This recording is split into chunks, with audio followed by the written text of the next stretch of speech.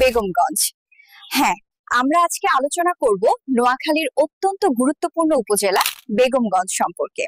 নোয়াখালীর প্রাণকেন্দ্রে অবস্থিত বেগমগঞ্জ উপজেলা ইতিহাস, ঐতিহ্য আর বাণিজ্যের অনন্য মিলনস্থল। মুঘল শাসনামলে বিশেষ অঞ্চলসমূহকে পরগনা হিসেবে বিভক্ত করা হতো। তখন নোয়াখালীতে ভুলুয়া, বদরপুর, বেগমগঞ্জ, জঙ্গলখাস নামে এই 4টি মূল পরগনা ছিল। এ থেকে বোঝা যায় মুঘল আমল থেকেই বেগমগঞ্জ অত্যন্ত গুরুত্বপূর্ণ অঞ্চল।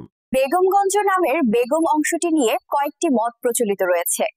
সবচেয়ে স্বীকৃত মত হলো মুঘল শাসনামলে এই অঞ্চলের জমিদারি বা পরগনার দায়িত্বে ছিলেন একজন প্রভাবশালী নারী, যিনি বেগম উপাধি ধারণ করতেন। ধারণা করা হয় ত্রিপুরা পাহাড়ের ঢল ও মেঘনার ভাঙনে নোয়াখালীর বিভিন্ন এলাকা ক্ষতিগ্রস্ত হলে এ অঞ্চলে পুনর্বাসন এবং প্রশাসনিক বিন্যাসে এই নারী বিশেষ অবদান রাখেন। এজন্য তার নাম বা উপাধির স্মৃতিতে এই এলাকার নাম বেগমগঞ্জ রাখা হয়। গঞ্জ শব্দের অর্থ বাজার বা বাণিজ্য কেন্দ্র, অর্থাৎ বেগম উপাধি ধারণকৃত নারীর তত্ত্বাবধানে যে জনপদ বা বাণিজ্য কেন্দ্র গড়ে উঠেছিল সেটি বেগমগঞ্জ নামে পরিচিত হয়ে ওঠে। ভিডিও কেমন লেগেছে অবশ্যই কমেন্ট করে জানাবেন। এরকম ইনফরমেটিভ ভিডিও পেতে আমাদের খুরশিদ ভাইব টু জিরো পেজটি ফলো দিয়ে রাখুন। ধন্যবাদ।